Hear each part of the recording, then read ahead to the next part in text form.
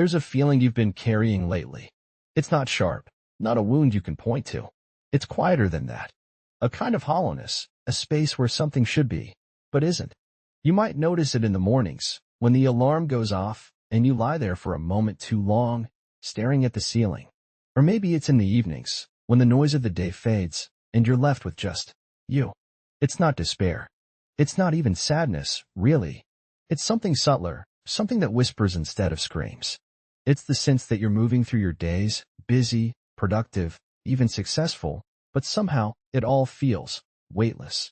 As if the things you're chasing don't quite touch the core of what you're longing for. I know this feeling. I've sat with it, wrestled with it, tried to ignore it. It's not the kind of emptiness that demands immediate action. It doesn't shout, "Fix me." It just is. And that's what makes it so hard to confront. Because if it's not broken, why does it feel this way? Let me ask you this. When was the last time you felt fully alive? Not just going through the motions, but truly connected to yourself, to the world, to something bigger than the daily grind? If you have to think too hard about it, that's the first clue. This emptiness, it's not a failure. It's not even a problem, not yet. It's a signal, a quiet, persistent nudge from somewhere deep inside you, saying, wait, slow down, look closer. It's the voice of a part of you that's been ignored, that's been buried under expectations, distractions, and the endless chase for more. Think of it like this. Imagine you're in a forest, walking a path you've walked 100 times before. You know where it leads, you know how long it takes, and you're focused on getting to the end. But somewhere along the way, you start to feel it, this subtle pull, this intuition that says, there's more here. Look around. The path is fine, but it's not enough. That's what this emptiness is. It's your inner self, gently tugging at your sleeve, asking you to step off the path for a moment, to pause, to notice, to ask, what am I really seeking? And why? We're taught to fill emptiness, to silence it, to push through it. But what if we didn't? What if, instead of running from it, we leaned into it? What if this emptiness isn't an enemy, but a guide? For now, just notice it. Don't try to fix it. Don't judge it. Just sit with it, like you'd sit with a friend who doesn't need advice, just presence. This is the first step. Not solving, not analyzing, just being here. Because here's the thing, this emptiness, it's not nothing. It's space. And space, when we let it be, can be the most fertile ground for growth. Let's take a moment here. Just breathe. We'll go deeper in the next part. Let's sit with this a little longer. That space you're feeling, it's not random. It's not a glitch in the system. It's a response, a reaction to something deeper. Think of it as a question your soul is asking, one that you've been too busy to hear. What is it, then? What's at the root of this quiet ache? For some, it's the weight of expectation. The pressure to be something, someone, that doesn't quite align with who you are. You've been told to climb the ladder, to achieve, to succeed, but what if the ladder is leaning against the wrong wall? What if the success you're chasing isn't the success you need? For others, it's the absence of meaning. You've been moving through life on autopilot, checking boxes, meeting deadlines, but somewhere along the way, you've lost the thread. The why behind it all has faded, leaving you with a hollow sense of purpose. And for some, it's the disconnect from your own self. You've become a stranger to your own desires, your own needs. You've been so focused on the external, on what the world wants from you, that you've forgotten to ask what you want for yourself. These are the roots of the void. They're not always easy to see, but they're there, buried beneath the surface. Let me ask you this. When was the last time you felt truly aligned with yourself? When was the last time you felt like you were living in harmony with your own values, your own desires, your own truth? If you're struggling to answer, that's okay. It's not a question that's meant to be answered quickly. It's a question to sit with, to reflect on, to return to. Here's another question. What would it feel like to let go of the expectations that don't serve you? To release the need to be something you're not, and instead, embrace who you are? It's not an easy thing to do. It requires courage, vulnerability, and a willingness to face the unknown. But it's also one of the most liberating things you can do.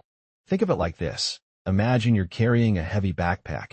It's filled with all the things you've been told you need to carry, expectations, obligations, fears. It's been weighing you down for years, but you've grown so used to it that you've forgotten it's there. Now, imagine setting that backpack down. Imagine the relief, the lightness, the freedom. That's what it feels like to let go of the expectations that don't serve you.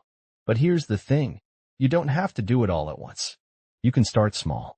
You can start by asking yourself, what's one thing I'm carrying that I no longer need? And then, when you're ready, you can let it go. This is the work of uncovering the roots of the void. It's not about finding quick fixes or easy answers. It's about digging deep, asking the hard questions, and being willing to face the answers, no matter how uncomfortable they may be. It's about reconnecting with yourself, with your values, with your purpose. And it's about creating space to breathe, space to grow, space to be. So, let's take a moment here. Let's sit with these questions. Let's reflect on what's been weighing us down, and what we might need to let go of. Because the truth is, the void isn't something to be feared. It's something to be explored. It's a gateway to a deeper understanding of ourselves, of our lives, of our purpose. And the journey to that understanding begins with a single step. Let's take that step together. In the next part, we'll explore how to begin filling that space, not with more, but with what truly matters. Now that we've begun to uncover the roots of the void, let's turn our attention to the path forward. How do we begin to fill that space? How do we move from emptiness to fulfillment? The answer, perhaps surprisingly, isn't to add more. It's not to fill the void with distractions, with achievements, with possessions. That's what we've been doing all along, and it hasn't worked. Instead, the answer is to go deeper, to connect with what truly matters, to align our lives with our values, our passions, our purpose. Let me ask you this. What brings you joy? Not the fleeting kind of joy that comes from external validation or temporary pleasures, but the deep, abiding joy that comes from within? For some, it's creativity, the act of making something, of expressing yourself in a way that feels authentic and true. For others, it's connection, the feeling of being seen, of being understood, of being part of something larger than yourself. And for some, it's contribution, the sense that you're making a difference, that your life has meaning because it's impacting others in a positive way. These are the things that fill the void. They're not always easy to find, but they're worth the search. Here's another question. What would it look like to prioritize these things in your life? To make space for what truly matters, even if it means letting go of what doesn't? It's not an easy thing to do. It requires intention, discipline, and a willingness to make difficult choices. But it's also one of the most rewarding things you can do. Think of it like this. Imagine you're a gardener. You've been tending to a garden, but it's become overgrown with weeds. You've been so focused on keeping the weeds at bay that you've forgotten to nurture the plants that truly matter. Now, imagine taking the time to clear the weeds, to make space for the plants to grow. Imagine the beauty, the abundance, the life that can flourish when you focus on what truly matters. That's what it feels like to prioritize what brings you joy, what connects you to your purpose. But here's the thing. You don't have to do it all at once. You can start small. You can start by asking yourself, what's one thing I can do today that brings me joy? And then, when you're ready, you can do it. This is the work of filling the void. It's not about adding more to your life. It's about going deeper into it. It's about reconnecting with what truly matters, with what brings you joy, with what gives your life meaning. And it's about creating a life that feels full, not because it's filled with things, but because it's filled with purpose. So, let's take a moment here. Let's reflect on what brings us joy, on what connects us to our purpose. And let's begin to make space for those things in our lives. Because the truth is, the void isn't something to be feared. It's something to be embraced. It's a gateway to a deeper, more fulfilling life. And the journey to that life begins with a single step. Let's take that step together. In the next part, we'll explore how to sustain this sense of fulfillment, how to keep the void at bay, and how to continue growing into the person you're meant to be. As we've journeyed together through the roots of the void and the path to fulfillment, we've uncovered a truth. The void isn't something to be feared or avoided. It's a call to presence, a reminder to live more deeply, more authentically, more fully. But how do we sustain this sense of fulfillment? How do we keep the void at bay and continue growing into the person we're meant to be? The answer lies in the practice of presence. Presence is the act of being fully here, fully now. It's the practice of bringing your attention to the present moment, of engaging with life as it unfolds, rather than being lost in the past or the future. Let me ask you this. How often are you truly present in your life? How often do you fully engage with the moment, rather than being distracted by thoughts, worries, or plans? For many of us, the answer is not often enough. We're so caught up in the busyness of life, in the demands of work, in the pressures of society, that we forget to simply be. But here's the thing. Presence is where life happens. It's where joy is found, where connection is made, where meaning is created. Here's another question. What would it feel like to bring more presence into your life? To slow down, to breathe, to truly engage with the moment? It's not an easy thing to do. It requires practice, patience, and a willingness to let go of the need to control. But it's also one of the most transformative things you can do. Think of it like this. Imagine you're standing by a river. The water is flowing, the sun is shining, the birds are singing. You're fully present, fully engaged with the moment. Now, imagine that you're not just standing by the river, but you're the river. You're flowing, you're moving, you're alive.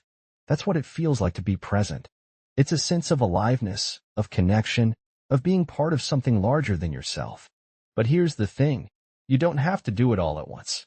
You can start small. You can start by asking yourself, what's one thing I can do today to bring more presence into my life? And then, when you're ready, you can do it. This is the work of sustaining fulfillment. It's not about achieving a state of constant happiness or perfection. It's about practicing presence, moment by moment, day by day. It's about reconnecting with the present, with the now, with the life that's unfolding right in front of you. And it's about creating a life that feels full, not because it's filled with things, but because it's filled with presence. So, let's take a moment here. Let's reflect on how we can bring more presence into our lives. And let's begin to practice it, moment by moment, day by day. Because the truth is, the void isn't something to be feared. It's something to be embraced. It's a gateway to a deeper, more fulfilling life. And the journey to that life begins with a single step. Let's take that step together. Let's practice presence, let's embrace the void, and let's continue growing into the person we're meant to be. Let's pause here for a moment. Close your eyes. Breathe. Feel the air moving in and out of your body. Notice the weight of your body against the chair, the floor, the earth beneath you. This is where we are. This is where we begin.